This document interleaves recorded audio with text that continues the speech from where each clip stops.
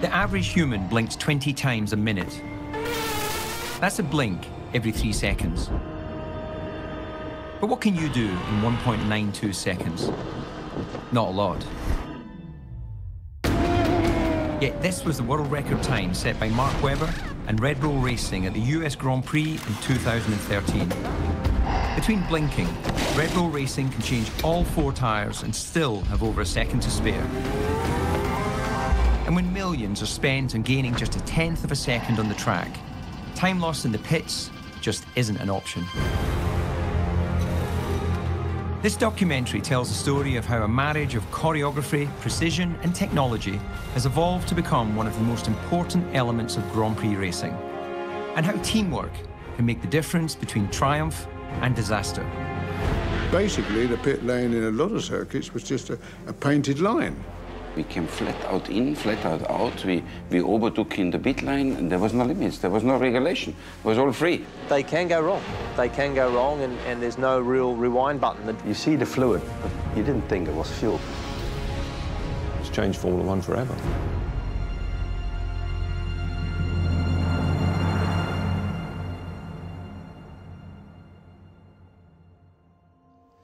When you look at Formula One with its slick image, it's difficult to imagine that it started in places like this.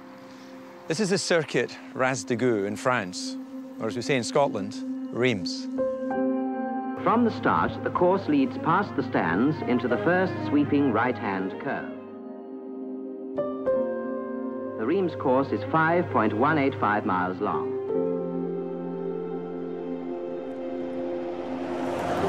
Back in the 1950s, Europe had just come out of war, and people were used to danger. The drivers of the time were mavericks. Safety was not even a thought, never mind a concern.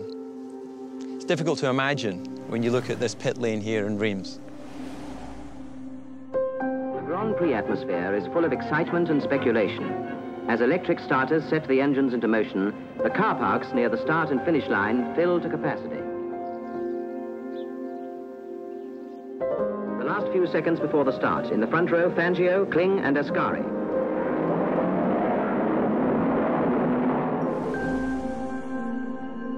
Pit stops back in the 1950s were very different to what we see today in modern Formula One. I'm sitting here in the old Reims pit lane, and I feel vulnerable to the traffic that's passing on what is a normal French road today. Imagine Moss and Fangio going past at 180 miles an hour, mechanics exposed to those high-speed race cars. Back then, a pit stop could take up to a minute because you only had 2 mechanics servicing the car. And unlike today, where we've got high-speed wheel guns, they had to use a hammer to remove the wheel nut. 2 or 3 hefty hits on the wheel nut, spin it off, old wheel off. Thread is left-hand thread on the right-hand side of the car. Again, another couple of hefty hits with a hammer, and that's it. The driver would absolutely trust in his mechanics to re-enter the Grand Prix. Not quite 2 seconds, but 20 seconds or so? I would reckon it. Yeah, pretty impressive. Now, this layout was standard for the time. With the pit lane very much part of the racetrack, the mechanics would be positioned behind the wall, and they would have to jump over to service the car during the Grand Prix. Now, when 5-time champion Fangio won this race in 1950, he did so in a time of just under 3 hours. Several pit stops were required for fuel and for tyres. By today's standards, it's hard to believe that this was once the cutting edge of Formula One. No helmets, no safety gear. That's a milk churn, isn't it? For the fuel. Yeah. Where's the driver? That's the driver there, isn't it? Oh, is he helping? Looks like it. Maybe we could incorporate that. Obviously, nothing to protect the driver at all. No. You know, not even put a screen in. There's just no urgency there, is there? Like, it's chilled as you like. But... Off you go, mate. Yeah, it's completely different. It's no safety or anything, really. No pit wall, cars just comes in and out, people stood around. Yeah, I'm sure there's a few that got injured pretty badly. I mean, there must have been. Yeah, they just don't realise how dangerous it is, obviously. They must have had lots of fires. Right behind the driver's head, yeah. And he's just got a pair of goggles on. Yeah, I mean, it's progressed no end. The pit lane was a very different place back then. You would have people like Fangio and Moss passing wheel to wheel at 180 miles an hour, whilst the mechanics serviced their competition. They were perilously close to danger. By the mid-1950s, had been about Alfa Romeo, the 158 and the 159. But their technological roots were very much in the 30s technology, and their days were numbered. Well, that day came when the iconic Mercedes 196 debuted at this very racetrack in the hands of Fangio. Unveiled at Reims in 1954 to worldwide acclaim, this car was the ultimate in modern racing engineering at the time. In fairy tale style, it obliterated the competition on its debut, with the cars of Juan Manuel Fangio and Carol Kling finishing 1-2, just half a second apart and a lap ahead of the third-place Ferrari. But the team didn't just push the limits of the car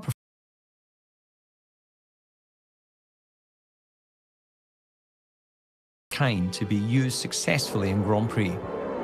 Quite simply, a more efficient engine allowed for less time in the pits. It was one of the earliest examples of the kind of strategy we're so used to seeing in Formula One today. Well, almost as quickly as Mercedes had arrived in the sport with their pioneering technology and thinking, they left again at the end of 1955. This followed a tragic accident at the Le Mans 24-hour race when one of their cars went into a spectator enclosure, killing scores of people. It was a dark day in the history of the sport. The dangers of motorsport became worldwide news and led to its ban in several countries. The 1955 Le Mans disaster would be the beginning of racing's long, hard road to improve safety. This coincided with a new era in Formula One of considerably shorter races, inspiring a group of hopefuls to seize the advantage. By the late 1950s, British engineers had arrived with a whole new approach that would turn the sport on its head and make pit stops a thing of the past. The Cooper Car Company began the revolution in Formula One design by moving the engine and gearbox from the front to the rear. Number 3 was the winner, the Cooper driven by Jack Brabham. A mighty good omen for British cars this season. The emphasis was making the car more lightweight, efficient and nimble. This also meant that they were less thirsty for fuel and therefore perfectly placed to race from flag to flag. John Surtees, a Formula One world champion in 1964 and a team owner in the 70s, remembers the era well. Very different times. From 1960 was the last year of the 2.5-litre formula, and we didn't have pit stops there, and we had basically a treaded tyre, which was all-weather tyre, so it wasn't changed, and the wheels were largely bolted on. If you had to stop during a race in the 1960s, you'd be pretty certain your chances of a top finish were dashed. Pit stop technology was moving forward, but at a snail's pace. This is something which we did in 1976. It was just a quick lift jack for a back. What happened is you had a little bar on the back of the gearbox, and you came along and looped that into it, put it down, and just lifted the car up. And the front one went under the nose and lifted up. And the air gun to take the nuts off. This wasn't for planned pit stops. It was for the possibility of unplanned pit stops. I mean, if you practice at it, you certainly wouldn't do it in under 2 seconds. I think we'd be talking about 2 or 3 minutes at least. With planned pit stops consigned to the past, the pit lane became a much quieter place. Well, that allowed the cameras to focus on a different kind of action. Forget her for a moment. There's faster stuff out there and hotter too. At Kyalami, then, the emphasis was very much on pneumatics. Tyres, that is. In the 1970s, many teams seemed to look at the pit stop as something clumsy and best to be avoided if possible. But as the 80s beckoned, it was left to one of Formula One's great visionaries to put the pit stop back at the heart of a Grand Prix and to use it as a tool to win the race. His name? Gordon Murray.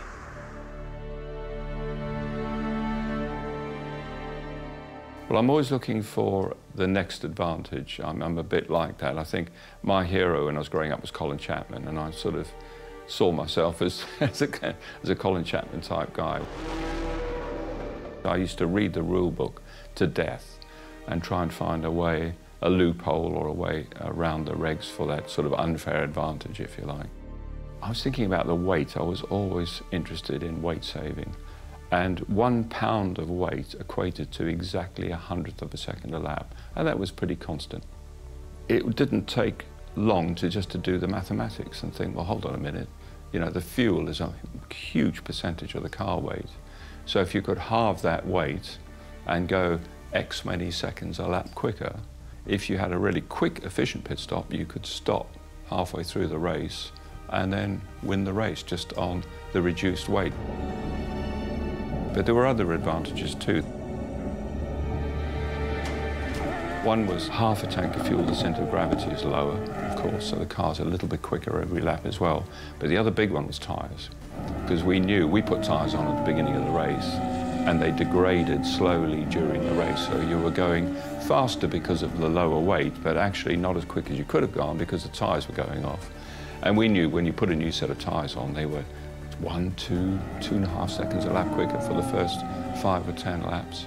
So what I did was I did quite a complex equation, which was the weight reduction, the centre of gravity, height reduction, and the new tyre advantage, and came up with a bogey time of about 26 seconds that we had to beat to make race winning with strategic pit stops. It's all very well having these theories and strategic plans, but of course, in practice, there are massive problems to overcome. But Murray wasn't on his own. He called upon the skills of a group of men just as keen to steal an advantage over the competition. And much like their Brabham bosses, the English pub was the perfect place for them to hatch their plans. Long time. Long time. Better get a drink for these boys. King's Head, mate. Mate, some stories to be told about this place. Absolutely. There's a lot of old people that we knew over here. The best one's Ayrton. Ayrton Senna? When he's won Formula 3 championship in 80 whatever. That's how old he was. This is where he celebrated. Two pints and they dragged him out of here. 2 pint screamer. Cheers, boys. We didn't watch Jimmy Higgins. That's what I want. Bloody long time, Peter. Oh, look, who's that geezer over there? Is that a dog? I got rid of the Tash, though, mate. There was a fantastic team spirit, though, under Gordon. I wouldn't describe Gordon as a hard taskmaster. Oh, we worked hard, mate. Yeah, we worked hard, but it was a really close-knit team.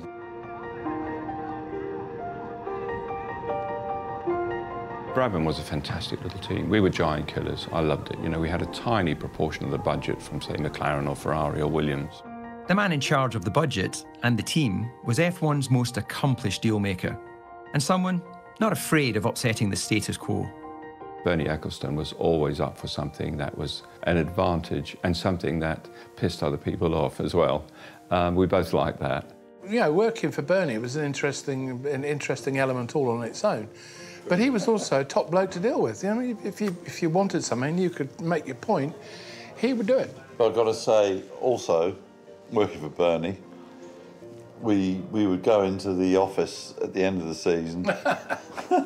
What, you mean the pay deal? To do your pay deal for the next year, and you go back to your workshop and you go, yeah, I've done a really good deal for next year. And you'd actually work it out on a calculator and go, bloody hell, he's done me in for 20 quid. With Ecclestone's keen eye on the purse strings, Brabham would have to outwit, rather than outspend, the rivals in order to beat them. Making the pit stop work was a cost-effective way of staying ahead. But it soon became clear just how difficult that would be. The wheel nuts would need to be completely redesigned to allow for fast wheel changes. The fresh tyres that would be put on the car would be cold and take a couple of laps to generate optimal grip. And perhaps the biggest challenge was the turbo bearing on the BMW engine. Stay stationary for a few seconds, and the bearing would overheat and seize. What we came up with for the wheel changing is we had air guns. We redesigned the hub and the nut on the car so that the nut for the new wheel was already in the gun. And then to get the car up and down quickly, we designed very lightweight titanium air jacks. And to cool the turbo bearing, because it was an airline, obviously, that blew the air jacks up, we took a tiny line off that and had an air jet on the turbo bearing housing. So as soon as the car stopped and the guy jacked the car up, there would be air cooling the turbo bearing, and that's how we got over that. With these problems solved, Murray had to overcome the challenge of pumping 2 family cars worth of fuel into a Formula One car in seconds. That was 2 beer barrels, you know, the aluminium beer kegs. Beer barrels? I think the more money spent on getting these painted and stickered up than there was on the bloody car. We worked out that we could refuel at 2 bar, and we could get 30 gallons in 3 seconds, which was pretty spectacular. You had a filler on one side of the car and a breather on the other side. And when you opened the valve, it was just a rumble, almost like an explosion, and the car just went poof, 30 gallons in 3 seconds. But using a pressurised fuel rig wasn't without its dangers, as the team discovered while testing it. The new part arrived at Paul Ricard and had to be fitted to the car. The guys, of course, had never seen it before. It was a brand new bit, and the breather was supposed to crank up towards the top of the tank to clear the air until it was full of fuel. And they fitted it the wrong way around. They fitted it downwards. So we dumped in the tank full of fuel with 2 bar pressure, and of course, as soon as it got to the breather, fuel had nowhere to go. And we had a mechanic sitting in the car, and it literally blew the car to pieces. And we were all standing around in shorts and T-shirts, and it had thrown a column of 30 gallons of fuel up in the air, which nobody saw. We just heard the explosion. So everybody's looking at each other, and it came down as a vapour, and we all got completely covered in fuel vapour. So it could have been a disaster, really. Murray's solution for heating the tyres was almost as crude as the beer barrels.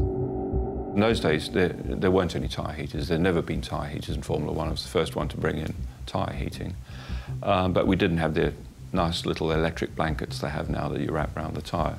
So we built a huge plywood blue tower that could take 2 rears and 2 fronts in a stack. We built wardrobes practically to put the tyres in at the time, wasn't it? It was a big cupboard. Yeah, it was a big cupboard. With fan heaters blowing in. Gas heater. Gas heater, was it? Gas heater blowing in to keep the tyres warm. And they were hot. I mean, there was, when you took them out the tyre cupboard, they were hot.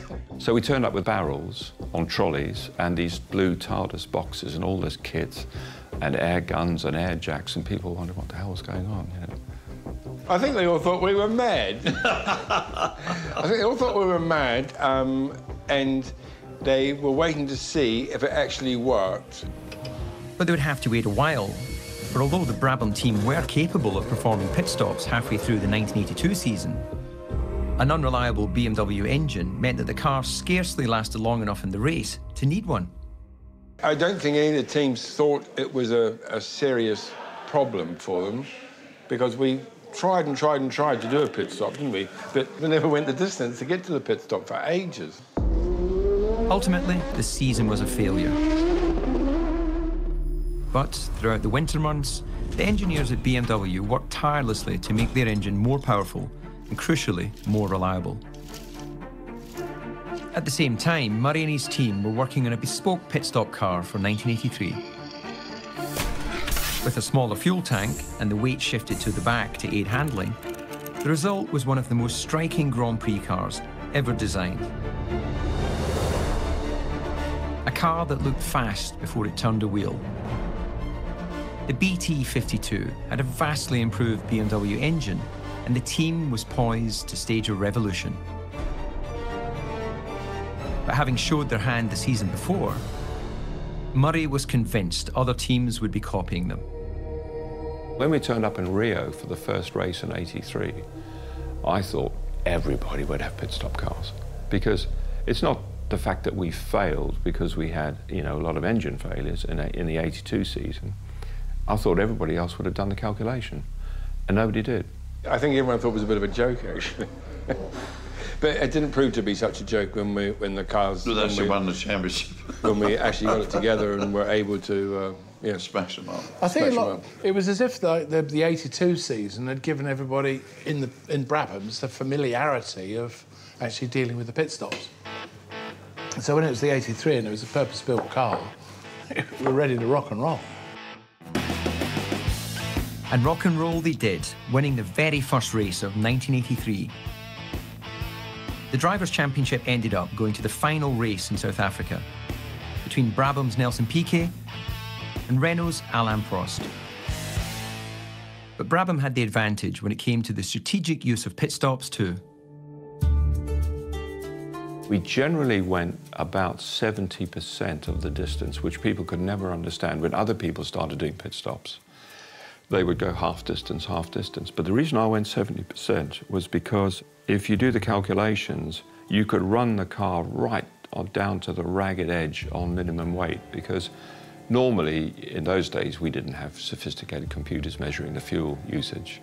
So we had to calculate how much fuel you had. So you always left about 4 or 5 kilos of fuel in the car at the end, so you didn't run out of fuel and you weren't underweight. But if you ran 70% of the distance, you could then put in just the extra 10 litres of fuel at the stop to make sure the car would be overweight. So you'd be running right on the weight limit for 2/3 of the race. The only time we changed that is when we won the championship. At the end, we were up against the turbo Renaults, and we went to the last race at Kyalami for the South African Grand Prix, and Renault put masses of effort. It was ours to lose and theirs to win, really. We had to win the last race to win the championship. And they all knew by then we did 2/3 race distance on fuel. But what I did with Piquet is I only put a few gallons of fuel in Piquet. So he would demoralise Prost and the Renault and disappear into the distance, and they would basically give up, you know, and just hope something went wrong. And it worked perfectly. We just put, I think, 10 gallons in. Piquet came around in the lead, 2.5 seconds in the lead on the first lap, and Renault backed off for sure. And then, of course, Piquet came in on lap 10 or something and refueled.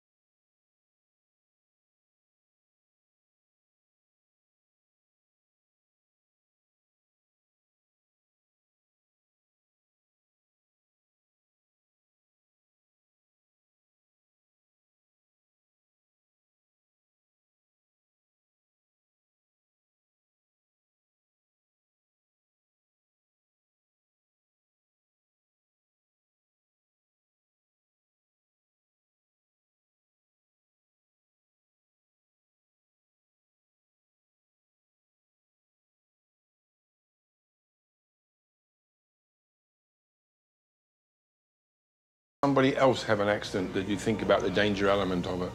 And then you didn't think about it for very long, did you? No. I mean, it was just, and it was an accident because, as everyone would tell you, motor racing is dangerous. The rule makers could also see the dangers of refuelling and banned it at the end of 1983, but allowed tyre changes to remain. And so Formula One pit stops became a race of changing tyres, with the best teams and drivers fighting to find that edge. Well, although now separated from the racetrack, the pit lanes of the 1980s and 90s were arguably just as dangerous as this one here at Reims, long since confined to the history books. Two men who witnessed the dangers of the pit lane in the 80s and 90s are Gerhard Berger and Jos Verstappen. Berger noticed how the driver could influence the speed of the pit stops whilst observing his world champion teammate, Ayrton Senna. Me at the time, most of us, we wasn't really, we came in fast and we tried to do quick in the pit stop, But then when Senna arrived, he really was practicing over the weekend the entry of the pit, the exit of the pit. And suddenly, even coming in the long right-hand corner, as example, in Mexico or whatever, I said, what is he doing on Friday morning, going sideways in here? Because we all came in slow, we just came in quick in the race. So he was bringing in a new exercise, start on Friday, going quick through the bits. So suddenly already we had all this speed already in the bits, even on Friday. Such practices also caught the attention of Red Bull's team manager, Jonathan Wheatley, who began his Formula One career as a mechanic at the Benetton team 25 years ago.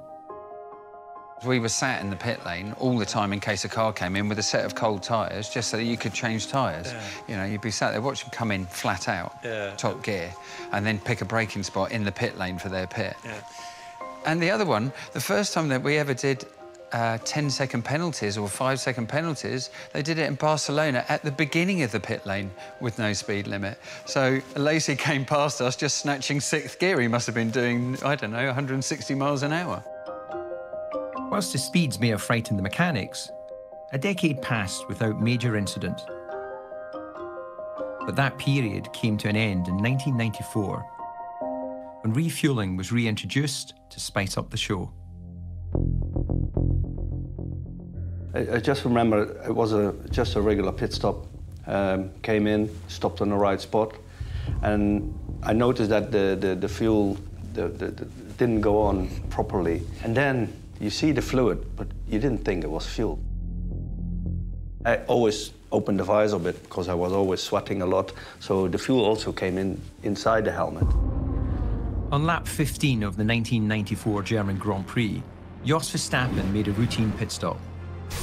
But fuel spilled out of the refueling nozzle. It then ignited on hot components at the rear of the car.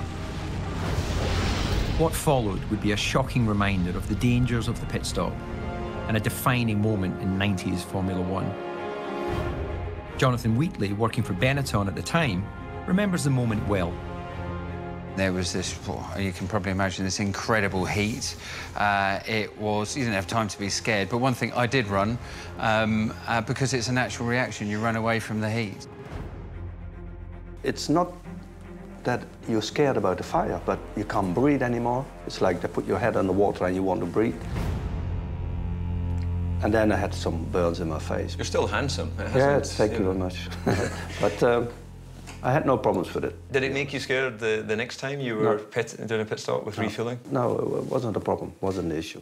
Now, there was some rumour at the time, which, you know, a lot of water has gone under the bridge, so you can confirm or deny. There was some rumour that was a little bit of tampering with the rig, which may have contributed to the reason that there was a spill there. Was something to do with a seal or a gasket that was taken out to help speed up the fuel flow? Well, there was a filter missing in the hose. That's a tragic accident. It was just missing, and that had the unfortunate side effect of making the fuel flow much faster into the car and giving you, you could say it would give you a faster pit stop. Unfortunately, it also proved a bit too much for the valve because it was faster than the valve was designed for, and yeah, that was the end result. Yeah. So I think that filter ended up back in after that. Did it really? Yeah. Lessons had been learned, and the mechanics at Benetton escaped with minor injuries. The fire happened in what had already been a difficult year for Formula One, with the deaths of Ayrton Senna and Roland Ratzenberger at the San Marino Grand Prix. That fateful weekend also saw a loose wheel fly off a car in the pit lane, injuring a mechanic. Pit lane speed limits were immediately introduced, meaning drivers could no longer enter and exit at racing speeds. And this is the point where I come into the story. Ayrton Senna's death gave me my opportunity to race in Formula One. In a 246 Grand Prix career, which started at Williams, moved to McLaren, and ended at Red Bull Racing.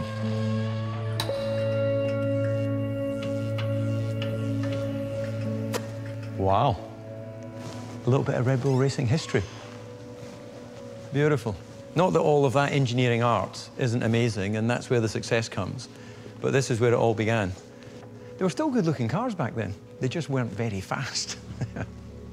I enjoyed that period of Formula One, not because I liked the increased danger of refueling, but it meant the cars were quite racy. So instead of starting a Grand Prix with 140 kilograms of fuel, you know, we could start with maybe 50 kilos or 45 kilos. So you had a really quite racy machine, which was fun to drive.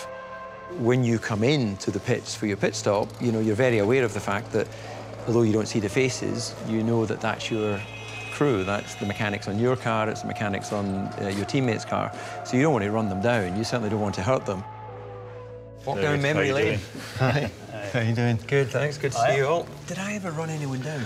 Yes. Yes. Where do you want to start? I don't remember. Yeah, Germany. How many marks didn't you hit? What's interesting for me on this is that I guess in the sort of heat of the battle of what you're trying to do, you know, you're lined up, you assume you're in the right place and you're ready to go. So your senses are so heightened that I don't really remember running anyone down. When we were sort of preparing for this, I was like, never go wrong in pit stops. I was like, no, not that I really remember.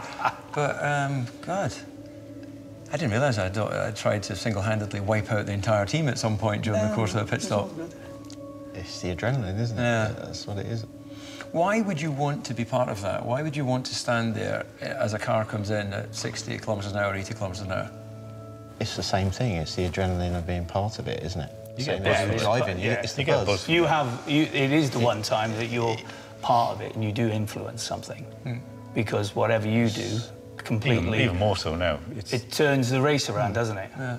Well, we couldn't have the first car here if we didn't have a wee practice, at least with one corner. So 3, 2, 1, go.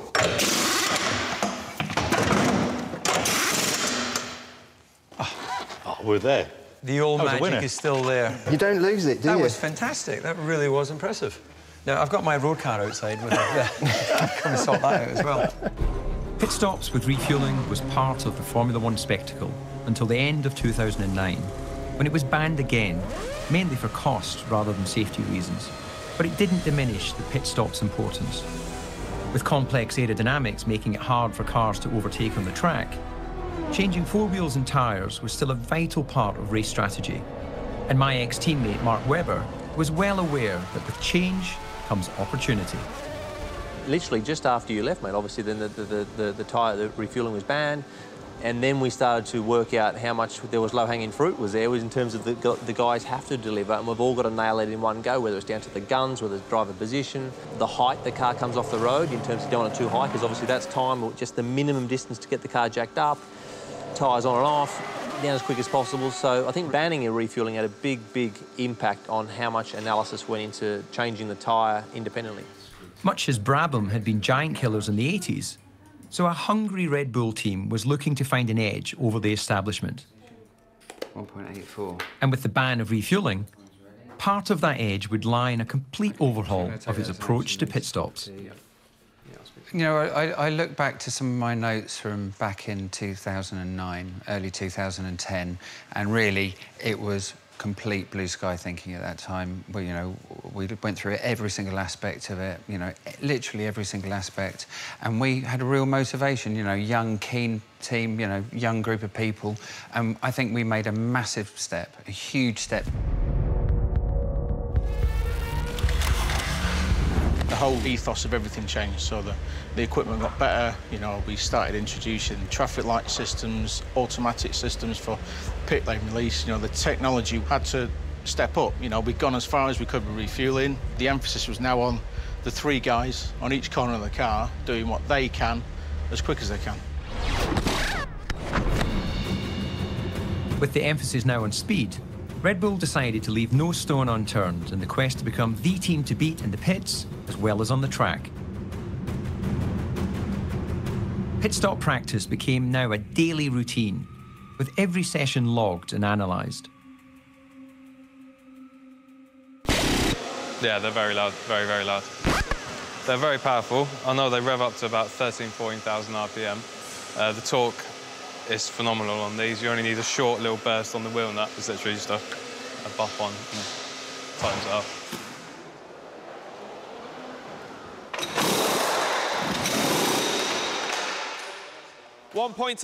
When you get the call, you definitely feel the buzz. You get the 20-second call, and you're like, right, I need to nail this, I need to do it once, I need to do it right. It's massive. Obviously, you're waiting in the garage. You can see, you roughly know when you're coming in for a pit stop, and you can feel yourself getting built up. There is a lot of big crowd probably looking at the TVs, but you don't feel anything like that. You just got to go out and focus on yourself. And then as soon as you hear it over the radio, you feel your heart rate starts going. By the time you're out there, it's over in a split second, and you're coming back into the garage, but yeah, it's a really good feeling. While much effort is spent perfecting pit stop technologies and techniques, human performance is paramount to fast pit stop times. So feet shoulder width apart, sinking into those hips, then bringing in that little arm lift, stretch out everything. So it's powerful, it's explosive. That's it, that's it, rolling around on that fold. Perfect. The culture's changed massively. There's such a physical demand on the body when it comes to pit stop. And I think people have realised that perhaps drinking and smoking doesn't stand them in the best stead in order to be able to do that, not just for a whole season, but for a career. Always keeping pushed up, remember that head and neck posture. Lovely. We educate them on ideal ways to exercise, so what we're looking for in terms of good form. They then continue that whilst we're away. So in your little squat position, have a look. I want your shins vertical. Good, so nice and athletic, nice and low. There's an amazing fitness culture here. Instead of going and having their fish and chips at lunchtime, you'll see these guys going out for a run and then they'll eat their sandwiches at their desk. How far have we got, Chris? No, it's changed a lot since I've been doing it. You know, more races and more time away, so it all helps. About 15-hour days, 16-hour days sometimes. Sometimes a bit less, or it might be a bit more. We've got a lot on. As a driver, I was afforded the luxury of a physio. But these days, physios like John Hammond don't just work with the prima donnas. They ensure the whole pit crew is ready for action. What's amazing is the pit stop is not their job. These are guys, you know, they're setting the garage up, they're building the car. And then suddenly on a Saturday, Sunday, they're asked to perform at superhuman speeds. They're tired, they might report poor sleep. We're in a faraway country, everyone's got jet lag. And then they do it. And you kind of think, everything is going against you in terms of all the uncontrollable factors. And it's amazing. OK. Doing your exercises? Yeah, still been doing them. My role is to look at any injuries that we get and try and build, or to help in treatment to fix them, but also build rehabilitation strategies. Yes, let's have you up against the wall. Yeah, it's brilliant, really. It's like having your own medical service travelling around with you. There's doctors, physios, rehabilitation people, there's everything, really. It's only really drivers that have been looked after like this before, but now it seems to be the whole team that is being looked after like this to make sure we get through all 21 races. To put the demands on the crew into context, the average human heart rate is between 60 and 100 beats per minute. At the 2016 Canadian Grand Prix, the Red Bull Racing pit crew wore monitors to gauge their heart rate levels at the pit stop. On the front left and right tire guns are Lee Stevenson and Simon Mickelberg. At the 20-second call before the pit stop is made, their heart rate increases slightly. But as Daniel Ricciardo enters the pit box and the team change the tyres, watch as Simon's heart rate almost doubles to 157 beats per minute. So that's his, effectively his adrenaline fight or flight mechanism kicking in. Now, he's not under threat. This is a challenge for him, so he's using this increased heart rate to deliver oxygen to his muscles. He's using certain stress hormones, such as cortisol, which is a stress hormone that goes up in the body. They're a way in which the body can recall short-term memory, so it's a way in which they've learnt these motor skills and they can deliver upon them straight away. Adrenaline also runs high for the 22 best drivers in the world. Used to racing at speeds of 200 miles an hour, the pit stop may not seem like a challenge. But getting it right is not as easy as it looks when it's your first time. Yeah, my first ever pit stop, of course, happened in Melbourne because in F3 we didn't have any pit stops. So from there on, it was a very stressful moment because, you know, you come into the pits and you don't know what to expect, really. I mean, of course, you practice it, but, you know, in a race, it's a bit different. But luckily, everything went all right. I had quite a clean pit stop. I focused on my marks, and we had a good pit stop. But even the best laid plans can go wrong. And when an error occurs, it can hit home hard. I don't like talking about pit stops that go bad. Yeah, I remember making a mistake in 2014. I felt awful. I went and stood round the back away from everyone for a little while. When you're trying to do a 2-second pit stop every week, unfortunately, things will go wrong no matter how much you train or whatever, because there is a human element in it. There's definitely a couple of pit stops. I remember hitting Genty, my #1 at Red Bull, in Brazil. For a driver, as you know, coming in at an angle is obviously really bad. But if you can come in straight and long, you're only going to hit one guy and probably instead of 2 or 3 on the side. 10-pin bowling, I suppose, but I really hit Genty hard, and he, fair play to him, he hung on to it, and all the guys are moving. And there was another one, unfortunately, in Nürburgring when I was fighting for the lead there, and the guys didn't get the rear tyre on my left, and we actually injured a cameraman. A wheel nut was cross-threaded on the rear of Webber's car, causing the wheel to fly off as he exited the pits. It all happened very quickly. We knew something happened straight away. It's funny, on the day when I went to get the tyre for Mark, you know, I didn't run to the tyre. I went to see the cameraman was all right, and it wasn't nice to see him that way. The tyre was a secondary thing. Fortunately, the cameraman wasn't seriously injured, and yeah, stuff like that is unfortunate, but it just goes to show, split second, and nothing prepares you for that at all. The incident forced a rethink to make sure it didn't happen again. Now, all wheel nuts are retained. We have these little retaining clips on the axle here, so if the wheel nut goes on, it's not fully tight, you'll never be able to wind the wheel nut off. These here work as a clamp, and the wheel will never come off even if the wheel's actually loose. Fortunately, the bad days have been few. But for the pit crew, perhaps the sweetest moment of all was the 2013 US Grand Prix, when the team recorded a record pit stop time of 1.92 seconds on Mark Webber's car. It felt phenomenal as well. I mean, the difference between 1.9 and 2.2 or 2.3, I mean, 2.3 was about the average then, but it just on that day, every corner nailed the perfect stop, if you like, and all of their jobs. For that to happen, everything has to be synced all together. It's the synchronisation of it. You hear the guns go off, you hear silence in between, and that's when everybody's changing the tyres over. And then you hear, it sounds like one pit stop gun that's going off again. Wow, that sounded good. Such a fast pit stop put a large target on Red Bull's back, but it took almost 3 years for Williams to beat the record, with the team's telemetry recording a time of 1.89 seconds at the 2016 European Grand Prix. It's clear what drives the team forward, to reclaim the title of the fastest in the pit lane. After it, if you beat a car out the pit lane or you beat a car on track, then that's when you get a mega buzz, and that's when you know you've done your job right and fast. You get 2 cars come in, that feeling of seeing the guy come in the pit behind you, you change the tyres on your car and it leaves before him. You know, that for me that's where I get my excitement from now. And the guys, when you see them high-fiving each other back into the garage, even with all the noise of the race, you hear them cheering because they know they've done a great job, you know. I think what we're doing now is extraordinary. I think there's always little 1%, and you know, the process of marginal gains is, I believe, something ongoing, and it may be those 1% gains become 0.5% gains, but I think there's always something to add. Yeah, I think there's still more human performance gains to be made. The general feeling, and my feeling, is it needs to be a human activity, you know, because we can make robots to do it. We can make robots, a car comes in, boom, boom, and it's gone out. And honestly, where's the sport in that? There's not really, it's a robot racing a robot. It's not really what we're about. I'd love to have a go. You follow him in, like we used to. I can follow it in, take it off. Big wheel nuts. Bang it on. Yeah. I think I could do it just as fast as any of them. Bring it on. I'll do it. Like everything in Formula One, the pit stop can never stand still. Gone are the days with mechanics with beer bellies and even some of the drivers. But in a sport that tries to remove human error, I think it still represents a fantastic example of human ingenuity and teamwork. The process may have changed many times over the years, but the essence remains exactly the same. Make it snappy, old chap.